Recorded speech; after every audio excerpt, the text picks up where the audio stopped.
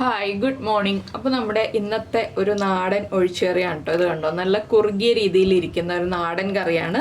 നമ്മുടെ നേന്ത്രക്കായും തക്കാളിയും പരിപ്പും ചേർത്താണ് നമ്മൾ ഈ ഒരു കറി ഉണ്ടാക്കുന്നത്. നമ്മുടെ വീട്ടിലെല്ലാവരുടെയും വീട്ടിലുള്ളതാണല്ലോ. നേന്ത്രക്കായ ഉണ്ടാവും, തക്കാളിയും പരിപ്പും എന്തായാലും ഉണ്ടാവും. നേന്ത്രക്കായ ഇല്ലെങ്കിൽ നേന്ത്രക്കായ വാങ്ങിച്ചിട്ട് അടുത്ത ദിവസം തന്നെ ഈ ഒരു കറി ട്രൈ ചെയ്ത് നോക്കിക്കോളൂ. ചോറിൻ്റെ കൂടെ വളരെ നല്ല കോമ്പിനേഷനാണ്. ഒരു മെഴുക്കുരുട്ടിയും ഈ ഒരു കറിയൊക്കെ ഉണ്ടെങ്കിൽ നമുക്ക് സുഖമായിട്ട് ഊണ് കഴിക്കാം. അപ്പോൾ എങ്ങനെയാണ് നമുക്ക് ഈ ഒരു നേന്ത്രക്കായ തക്കാളി പരിപ്പ് കറി തയ്യാറാക്കുന്നതെന്ന് നോക്കാം. നമുക്ക് നമ്മുടെ ഇൻഗ്രീഡിയൻസ് നോക്കാം. നമ്മളിപ്പോൾ 1/2 കപ്പ് പരിപ്പ് ഒരു 1.5 മണിക്കൂർ വെള്ളത്തിൽ സോക്ക് ചെയ്തെടുത്തിട്ടുണ്ട്. അതിലേക്ക് 2 ചെറിയ തക്കാളി എടുത്തിട്ടുണ്ട്. വലിയ തക്കാളി ആണെങ്കിൽ ഒരെണ്ണം മതി. ചെറിയ തക്കാളി ആയതുകൊണ്ടാണ് ഞാൻ 2 എടുത്തിട്ടുള്ളത്. പിന്നെ 2 പച്ചമുളക് എടുത്തിട്ടുണ്ട്. പിന്നെ എടുത്തിരിക്കുന്നത് ഒരു നേന്ത്രക്കായ. അധികം വലിപ്പമുള്ള നേന്ത്രക്കായ ആണെങ്കിൽ ഒരു 1/4 ഭാഗം എടുത്താലും മതി കേട്ടോ. ഞാനിപ്പോൾ ഈ വലിപ്പത്തിലുള്ള കായനനുസരിച്ചുള്ള കാര്യങ്ങളാണ് പറയുന്നത്. പിന്നെ 4-5 ഉള്ളി വേണം, 2 അല്ലി വെളുത്തുള്ളി വേണം. പിന്നെ വേണ്ടത് 1 കപ്പ് തേങ്ങ ചിരവിയത്.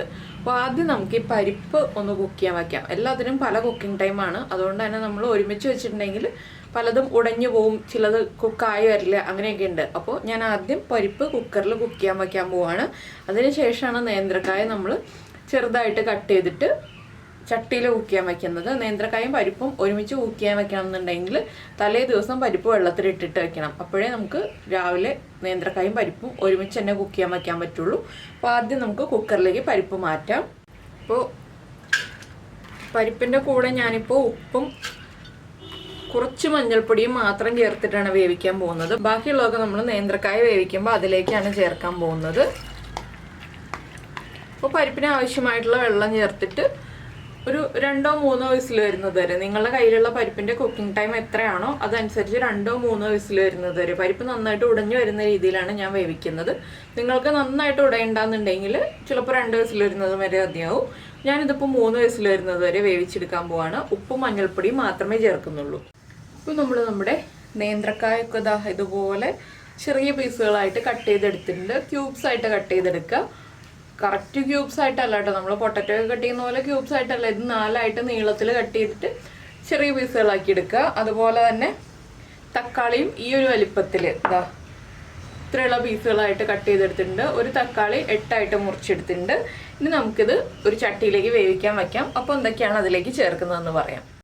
നമ്മൾ നമ്മുടെ മൺചട്ടിയിലേക്ക് പച്ചയ്ക്ക് ചേർത്തിട്ടുണ്ട്. അതിലേക്ക് നമുക്കിനി നമ്മൾ എടുത്തു വെച്ചിരുന്ന പച്ചമുളക് ഉണ്ടല്ലോ, പച്ചമുളക് 2 എണ്ണം സ്പ്ലിറ്റ് ചെയ്തിട്ട് ചേർക്കുക. നിങ്ങൾക്ക് നല്ല എരിവ് വേണമെന്നുണ്ടെങ്കിൽ മുളക് പൊടിയുടെ അളവിൽ വ്യത്യാസം വരുത്താം കേട്ടോ. ഞാനിപ്പോൾ ഒരു മീഡിയം എരിവുള്ള രീതിയിലാണ് കറി ഉണ്ടാക്കുന്നത്. അതുപോലെ തന്നെ 4-5 ഇതൾ കറിവേപ്പില. പരിപ്പിൽ മഞ്ഞൾപ്പൊടി ചേർത്തിട്ടുണ്ട്. ഇതിലും ഒരു 1/4 ടീസ്പൂൺ മഞ്ഞൾപ്പൊടി ചേർക്കുക. അതുപോലെ തന്നെ ഒരു 1/2 ടീസ്പൂൺ കാശ്മീരി ചില്ലി പൗഡറാണ് ചേർക്കുന്നത്. ഒരു കളറിന് വേണ്ടിയാണ് നമ്മൾ കാശ്മീരി ചില്ലി പൗഡർ ചേർക്കുന്നത്. എരിവിന് വേണ്ടിയിട്ടാണെന്നുണ്ടെങ്കിൽ 1/4 ടീസ്പൂൺ കാശ്മീരി ചില്ലി പൗഡറും 1/4 ടീസ്പൂൺ എരിവുള്ള മുളക് പൊടിയും ചേർക്കാം. ഇനി ഇതെല്ലാം ചേർത്ത് നന്നായിട്ടൊന്ന് ഇളക്കി മിക്സ് ചെയ്യുക. ഇതൊന്ന് തിളച്ച് പകുതി കുക്കായി വരുമ്പോൾ നമുക്ക് തക്കാളി ചേർത്ത് കൊടുക്കാം. ഇപ്പോൾ തന്നെ തക്കാളി ചേർത്തിട്ടുണ്ടെങ്കിൽ വല്ലാതെ ഉടഞ്ഞു പോകും. അപ്പോൾ വല്ലാതെ ഉടഞ്ഞു പോയിട്ടുണ്ടെങ്കിൽ നമ്മുടെ കറിയിലെ തക്കാളി കഷ്ണങ്ങൾ കാണാനൊന്നും ഭംഗിയുണ്ടാവില്ല. അതുകൊണ്ട് പകുതി കുക്കായി കഴിയുമ്പോൾ നമുക്ക് തക്കാളി ചേർക്കാം. അതുവരെ ഇത് അടച്ചു വെച്ച് കുക്ക് ചെയ്തെടുക്കാം. ഇടയ്ക്കിടയ്ക്ക് ഒന്ന് ഇളക്കി കൊടുക്കാം കേട്ടോ. എപ്പോഴും ഇളക്കണ്ട, ഇടയ്ക്ക് ഒന്ന് ഇളക്കി കൊടുത്താൽ മതി. അപ്പോൾ നമുക്കിനി അരപ്പിൻ്റെ കാര്യങ്ങൾ നോക്കാം. നമ്മൾ മിക്സിയുടെ ജാറിലേക്ക് നമ്മൾ എടുത്തു വെച്ചിരുന്ന തേങ്ങ ഉണ്ടല്ലോ, ഇതിൽ ഞാൻ 2 അല്ലി വെളുത്തുള്ളി, വലിയ അല്ലി ആയതുകൊണ്ടാണ് 2 അല്ലി വെളുത്തുള്ളി എടുത്തിട്ടുള്ളത്. ചെറുതാണെങ്കിൽ 4 അല്ലി വരെ എടുക്കാം. അതുപോലെ 2 ചെറിയ ഉള്ളിയും എടുത്തിട്ടുണ്ട്. ഇത് എല്ലാം ചേർത്ത് മിക്സിയുടെ ജാറിലേക്ക് മാറ്റാണ്. അതുപോലെ തന്നെ ഒരു 1/4 ടീസ്പൂൺ ജീരകം, നമ്മുടെ നല്ല ജീരകം, ചെറിയ ജീരകം, ഇത്രയും ചേർത്ത് നന്നായിട്ടൊന്ന് അരച്ചെടുക്കാം. നന്നായിട്ട് അരയണം കേട്ടോ. കുറച്ച് വെള്ളം ചേർത്ത് നന്നായിട്ട് അരച്ചെടുക്കുക. വെള്ളം കുറച്ച് കൂടിപ്പോയി എന്ന് വെച്ചിട്ട് കുഴപ്പമൊന്നുമില്ല. അരഞ്ഞ് കിട്ടുന്നത് കറക്റ്റ് ആയിരിക്കണം. അപ്പോൾ നമ്മുടെ തേങ്ങയൊക്കെ നമ്മളിതാ നന്നായിട്ട് അരച്ചെടുത്തിട്ടുണ്ട്. ഇനി നമുക്കിത് മാറ്റി വയ്ക്കാം. നമ്മുടെ പച്ചക്കയൊക്കെ കുക്കായി കഴിഞ്ഞിട്ട് നമുക്ക് ബാക്കിയുള്ള കാര്യങ്ങൾ ചെയ്യാം. അപ്പോൾ നമ്മൾ എടുത്തു വെച്ചിരിക്കുന്ന ബാക്കി ഉള്ളി ഉണ്ടല്ലോ, അത് ഇതുപോലെ ഒന്ന് റൗണ്ടിൽ കട്ട് ചെയ്ത് വെക്കാം കേട്ടോ. നമുക്ക് വറവിടാൻ വേണ്ടിയിട്ടാണ് ഉള്ളി റൗണ്ടിൽ കട്ട് ചെയ്ത് വെക്കുന്നത്. ഇതെല്ലാം ചെയ്ത് വെച്ചിട്ടുണ്ടെങ്കിൽ നമുക്ക് ബാക്കിയുള്ള കാര്യങ്ങൾ വേഗം തീർക്കാം. അപ്പോൾ നമ്മുടെ പച്ചക്കയൊക്കെ നന്നായിട്ട് കുക്കായി വന്നിട്ടുണ്ട്. ഇതിലേക്ക് നമ്മൾ കട്ട് ചെയ്ത് വെച്ചിരിക്കുന്ന തക്കാളി ചേർക്കാം. തക്കാളിയുടെ പുളി പോരാ എന്നുണ്ടെങ്കിൽ ഒരു ചെറിയ നാരങ്ങയുടെ വലിപ്പത്തിൽ വാളൻപുളി പിഴിഞ്ഞൊഴിക്കാം കേട്ടോ, നിങ്ങൾക്ക് താല്പര്യമുണ്ടെങ്കിൽ. തക്കാളിയുടെ പുളി തന്നെ ആവശ്യത്തിന് ഉണ്ടാവും നമുക്ക്. പിന്നെ ആ ഒരു പുളി പോരാ, നല്ല പുളി വേണം എന്നുണ്ടെങ്കിലുള്ള കാര്യം പറഞ്ഞു എന്നേ ഉള്ളൂ. ഇനിയിപ്പോൾ തക്കാളി ഒന്ന് കുക്കായി തൊലി ഒന്ന് വിട്ട് വരുന്ന പാകമാവുന്നത് വരെ വീണ്ടും നമ്മൾ അടച്ചു വയ്ക്കുക. ഇപ്പോൾ നമ്മുടെ തക്കാളി ചേർത്തിട്ട് നന്നായിട്ട് തിളച്ച് തക്കാളിയുടെ തൊലിയൊക്കെ വിട്ട് തുടങ്ങുന്ന പാകമായിട്ടുണ്ട്. ഇതിലേക്ക് നമുക്ക് നമ്മൾ വേവിച്ച് വെച്ചിരിക്കുന്ന പരിപ്പും കൂടി ചേർത്ത് കൊടുക്കാം. പരിപ്പ് നന്നായിട്ട് ഉടഞ്ഞു വന്നിട്ടുണ്ട്. ഇനി നമുക്ക് നന്നായിട്ടൊന്ന് ഇളക്കി കൊടുക്കാം. പരിപ്പും കൂടി ചേർന്ന് തക്കാളിയും പരിപ്പും നേന്ത്രക്കായും എല്ലാം ചേർന്ന് നന്നായിട്ട് തിളച്ച് ഒന്നുകൂടി ഒന്ന് കുറുകി വരട്ടെ. ഒരു 4-5 മിനിറ്റ് തുറന്നു വെച്ചിട്ടോ അടച്ചു വെച്ചിട്ടോ തിളപ്പിക്കാം. അത് നമ്മുടെ ഇഷ്ടം പോലെ. തുറന്നു വെച്ചിട്ട് തിളപ്പിച്ചാലും കുഴപ്പമില്ല, അടച്ചു വെച്ചിട്ട് തിളപ്പിച്ചാലും കുഴപ്പമില്ല. എന്താണെന്ന് വെച്ചാൽ ഇനി അധികം വേവാനൊന്നുമില്ലല്ലോ, തക്കാളി മാത്രം ഒന്ന് തിളച്ച് കിട്ടിയാൽ മതി നമുക്ക്. ബാക്കിയുള്ളതൊക്കെ വെന്ത് വന്നതാണ്. അപ്പോൾ ഇതിനി ഒരു 5 മിനിറ്റ് ഒന്ന് കുറുകണം, അത്രേ ഉള്ളൂ. ഒരുപാട് വെള്ളം വറ്റി പോകണ്ട, നമുക്ക് അരപ്പ് ചേർക്കാനുള്ളതാണ്. അതുകൊണ്ട് തന്നെ ഒന്ന് കുറുകി വരുമ്പോൾ നമുക്ക് അരപ്പ് ചേർത്ത് കൊടുക്കാം ഇതിലേക്ക്. അപ്പോൾ ഉപ്പൊക്കെ ചെക്ക് ചെയ്യണം അരപ്പ് ചേർക്കുന്നതിന് മുന്നേ. അതിനുശേഷം ഉപ്പൊക്കെ കറക്റ്റ് ചെയ്തിട്ട് നമുക്ക് അരപ്പ് ചേർക്കാം. എരിവ് കുറവാണെങ്കിൽ ഈ സമയത്ത് 1-2 പച്ചമുളക് സ്പ്ലിറ്റ് ചെയ്ത് ചേർക്കാം കേട്ടോ. അല്ലെങ്കിൽ 1/4 ടീസ്പൂൺ മുളക് പൊടി ഈ ഒരു സ്റ്റേജിൽ ചേർത്ത് കൊടുക്കാം. ഇപ്പോൾ കുക്കാവുന്ന സമയമാണ്. അപ്പോൾ നമുക്കൊരു 5 മിനിറ്റിനുള്ളിൽ മുളക് പൊടി ചേർത്താലും കുഴപ്പമൊന്നുമില്ല. പക്ഷേ ഇതെല്ലാം കഴിഞ്ഞിട്ട് മുളക് പൊടി ചേർത്തിട്ടുണ്ടെങ്കിൽ മുളക് പൊടിയുടെ ആ റോ ടേസ്റ്റ് നിൽക്കും. അപ്പോൾ അത് കുക്കായി വരട്ടെ. ഞാൻ അടച്ചു വെച്ചിട്ടാണ് കുക്ക് ചെയ്തെടുക്കുന്നത്. അപ്പോൾ നമ്മുടെ കറി ഒരു 5 മിനിറ്റായിട്ട് നന്നായിട്ട് തിളച്ചുകൊണ്ടിരിക്കുകയാണ്. ഒന്ന് കുറുകി വന്നിട്ടുണ്ട്. ഇനിയിപ്പോൾ നമുക്കിതിലേക്ക് അരപ്പ് ചേർക്കാം. അരപ്പ് ചേർക്കുമ്പോൾ ഇതിൽ ഇത്രയും വെള്ളം ഉള്ളതുകൊണ്ട് ഞാൻ അധികം വെള്ളം ചേർക്കുന്നില്ല. വെള്ളം ചേർക്കാതെയാണ് അരപ്പ് ചേർക്കാൻ പോകുന്നത്. നിങ്ങളുടെ കറിയിൽ വെള്ളം കുറവാണെന്നുണ്ടെങ്കിൽ വെള്ളവും കൂടി ചേർത്തിട്ട് അരപ്പ് ചേർത്തോളൂ. അരപ്പ് ചേർക്കുമ്പോൾ അതുപോലെ തന്നെ ഫ്ലെയിം കുറച്ച് വെച്ചിട്ട് ചേർക്കാം കേട്ടോ. എന്താണെന്ന് വെച്ചാൽ അരപ്പ് വേഗം തിളച്ചു പോകരുത്. ഇനി അരപ്പും കൂടി ചേർന്ന് നന്നായിട്ടൊന്ന് ഇളക്കി മിക്സ് ചെയ്യുക.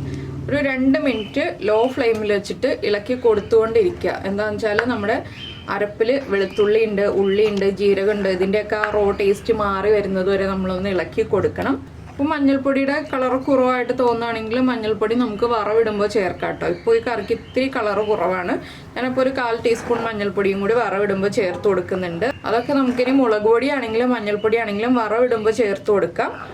അപ്പോൾ ഇതുപോലെ ഒന്ന് ഇളക്കി കൊടുത്തുകൊണ്ടിരിക്കുക. നന്നായിട്ട് ഒരു 2 മിനിറ്റ് ആവി വന്നു കഴിയുമ്പോൾ നമുക്ക് ഫ്ലെയിം ഓഫ് ചെയ്ത് ഇതിലേക്ക് വറവിടാനുള്ള കാര്യങ്ങൾ നോക്കാം. ഉപ്പൊക്കെ ചെക്ക് ചെയ്തിട്ട് ഉപ്പ് കറക്റ്റാണോ എന്ന് നോക്കിയിട്ടുണ്ടാവണം. അതിന് ശേഷം വറവിട്ടെടുക്കുക. അത്രയേ ഉള്ളൂ. വളരെ എളുപ്പത്തിൽ ഉണ്ടാക്കാൻ പറ്റുന്ന കറികളാണ് ഇതൊക്കെ. നേന്ത്രക്കായൊന്നും കുക്കായി വരാൻ അധികം സമയം വേണ്ട. പരിപ്പാണെങ്കിൽ നമ്മൾ കുക്കറിൽ വേവിക്കുമ്പോൾ വേഗം കുക്കായി വരും. അപ്പോൾ ഇതുപോലെയുള്ള കറികളൊക്കെ നിങ്ങൾ ഉണ്ടാക്കി നോക്കാറില്ല എന്നുണ്ടെങ്കിൽ ഉറപ്പായിട്ടൊന്ന് ട്രൈ ചെയ്ത് നോക്കിക്കോളൂ. ചോറിൻ്റെ കൂടെ കഴിക്കാൻ പറ്റിയ കറികളാണ് കേട്ടോ. പിന്നെ നമ്മുടെ ചാനൽ ആദ്യമായിട്ട് കാണുകയാണെങ്കിൽ നമ്മുടെ വീഡിയോ പ്രസൻറ്റ് ചെയ്യുന്ന രീതിയൊക്കെ ഇഷ്ടമായി എന്നുണ്ടെങ്കിൽ നമ്മുടെ ചാനലൊന്ന് സബ്സ്ക്രൈബ് ചെയ്ത് സപ്പോർട്ട് ചെയ്യണേ. സബ്സ്ക്രൈബ് ചെയ്യുന്നതിന് ഈ വീഡിയോയുടെ താഴെയുള്ള റെഡ് സബ്സ്ക്രൈബ് ബട്ടൺ ഒന്ന് ക്ലിക്ക് ചെയ്യുക. അതിൻ്റെ റൈറ്റ് സൈഡിലുള്ള ബെല്ലൈക്കണും ക്ലിക്ക് ചെയ്യുക. അപ്പോൾ ഓളെന്ന് പറഞ്ഞിട്ടൊരു ഓപ്ഷനും കൂടി കാണാം. ആ ഓളും കൂടി പ്രസ് ചെയ്തിട്ടുണ്ടെങ്കിൽ ഞാൻ എപ്പോഴും വീഡിയോ അപ്ലോഡ് ചെയ്യുമ്പോൾ നിങ്ങൾക്ക് നോട്ടിഫിക്കേഷൻ വരും. അതുപോലെ തന്നെ നമ്മുടെ റെസിപ്പികളൊക്കെ ഇഷ്ടമാണെങ്കിൽ ലൈക്ക് ചെയ്യാനും കമൻറ്റ് ചെയ്യാനും ഒന്നും മറന്നു പോരുത് കേട്ടോ. ഒന്ന് ലൈക്ക് ചെയ്തേക്കുക. അതുപോലെ നിങ്ങളുടെ അഭിപ്രായങ്ങൾ എന്താണെന്നുള്ളത് കമൻറ്റായിട്ട് നമ്മുടെ വീഡിയോയുടെ താഴെ ഒന്ന് എഴുതിയേക്കുക. അപ്പോൾ ഞാനിതിങ്ങനെ ഇളക്കിക്കൊണ്ടേ ഇരിക്കട്ടെ ഒരു 2 മിനിറ്റ്. നന്നായിട്ട് ആവി വന്നു കഴിയുമ്പോൾ നമുക്ക് ഫ്ലെയിം ഓഫ് ചെയ്തിട്ട് വറവിടാനുള്ള കാര്യങ്ങൾ നോക്കാം. അപ്പോൾ നമ്മൾ വറവിടാനായിട്ട് ഒരു പാൻ ചൂടാക്കിയിട്ട് പാനിലേക്ക് വെളിച്ചെണ്ണ ചേർത്തിട്ടുണ്ട്. ഇനി നമുക്കിതിലേക്ക് 1 ടീസ്പൂൺ കടുക് ചേർത്ത് കൊടുക്കാം.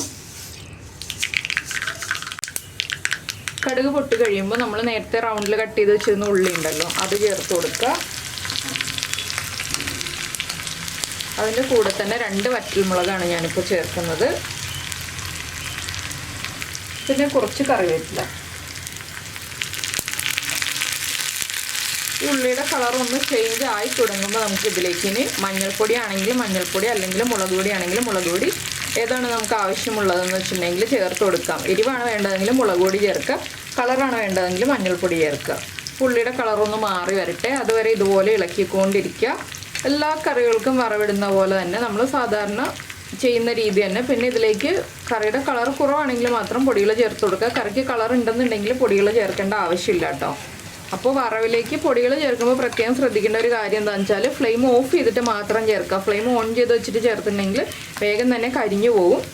നമ്മുടെ മുളകൊക്കെ ഒന്ന് മുരിഞ്ഞ് കറിവേപ്പിലയൊക്കെ കറക്റ്റായിട്ട് ഫ്രൈ ആയി വരുന്നുണ്ട്. ഉള്ളിയുടെയും കളർ മാറി വരുന്നുണ്ട്. ഞാൻ ഫ്ലെയിം ഓഫ് ചെയ്യാണ്.